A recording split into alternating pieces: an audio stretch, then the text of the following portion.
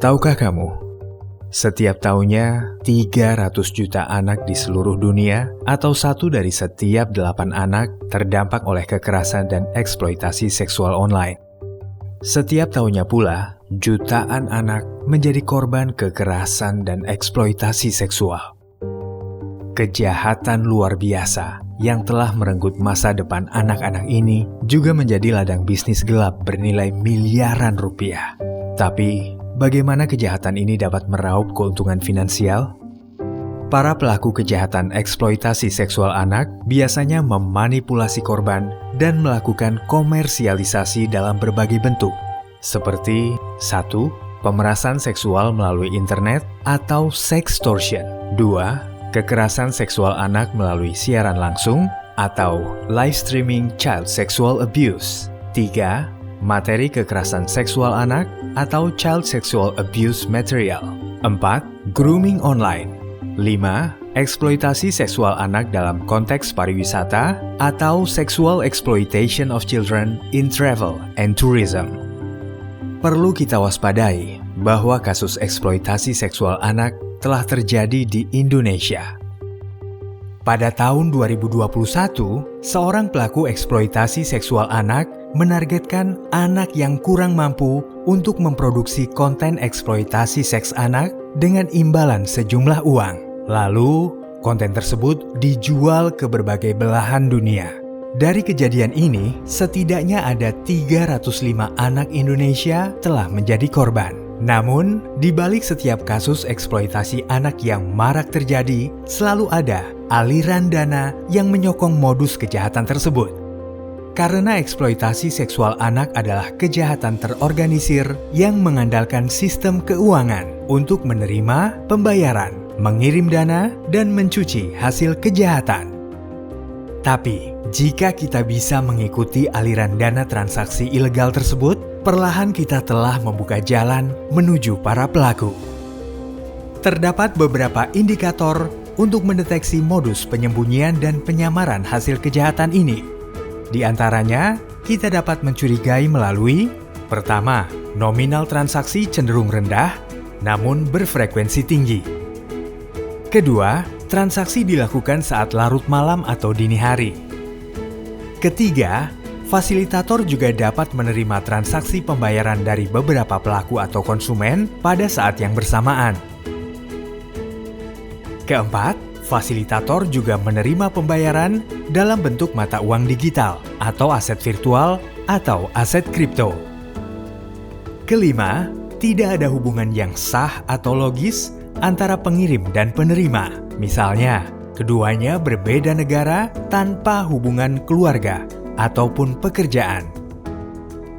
Keenam, transaksi juga dapat dilakukan melalui media sosial, game online, platform dewasa, live streaming, atau e-wallet lintas negara. Ketujuh, menggunakan metode pembayaran yang mengutamakan anonimitas. Kedelapan, lokasi transaksi terhubung ke yurisdiksi beresiko tinggi seperti Malaysia, Filipina, Thailand, Kamboja, dan India.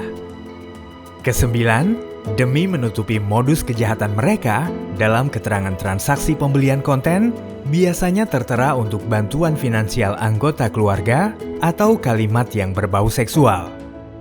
Saya Ivan Istiavandana, Kepala Pusat Pelaporan dan Analisis Transaksi Keuangan, menegaskan komitmen PPATK dalam mencegah dan menangani tindak pidana eksploitasi seksual anak, khususnya yang terkait dengan transaksi keuangan mencurigakan.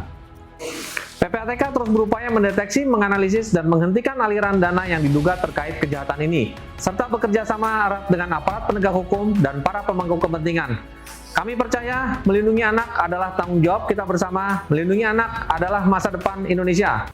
OJK berkomitmen penuh untuk mencegah dan merespon setiap transaksi mencurigakan yang berpotensi terkait dengan kejahatan tersebut.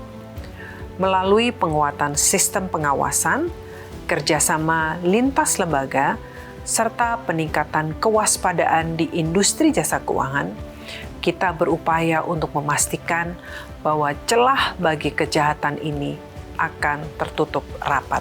Saya, Filianingsih Hendarta, Deputi Gubernur Bank Indonesia, berkomitmen penuh untuk mendukung pencegahan transaksi mencurigakan dalam sistem keuangan sebagai bagian dari pemberantasan kejahatan eksploitasi seksual anak atau ESA. Bank Indonesia terus memperkuat pengawasan terhadap penyelenggara jasa pembayaran guna mencegah aliran dana hasil kejahatan sekaligus mengedukasi masyarakat agar bertransaksi dengan aman dan waspada terhadap berbagai modus, khususnya adalah anak dan remaja yang menjadi target utama edukasi perlindungan konsumen. Untuk itu, mari kita bersama peduli, kenali, dan adukan. Direktorat Tindak Pidana Perlindungan Perempuan dan Anak serta Pemberantasan Perdagangan Orang Baris Krim Polri berkomitmen penuh dalam mencegah dan merespon setiap bentuk transaksi mencurigakan yang terkait dengan eksploitasi seksual anak. Upaya tersebut meliputi deteksi dini, pemantauan siber, pelacakan aliran transaksi keuangan yang mencurigakan, dan koordinasi lintas sektor baik internal maupun eksternal bersama PPATK, perbankan, lembaga keuangan, kementerian lembaga terkait, serta mitra internasional. Dan Polri akan terus berdiri di garda terdepan untuk memastikan bahwa setiap anak Indonesia terlindungi dari segala bentuk kekerasan dan kejahatan seksual baik di dunia nyata maupun di ruang digital. Setiap transaksi mencurigakan yang kita deteksi, setiap aliran dana yang kita hentikan adalah salah satu langkah menyelamatkan masa depan anak. Laporkan transaksi mencurigakan. Putus aliran dana. lindungi anak Indonesia.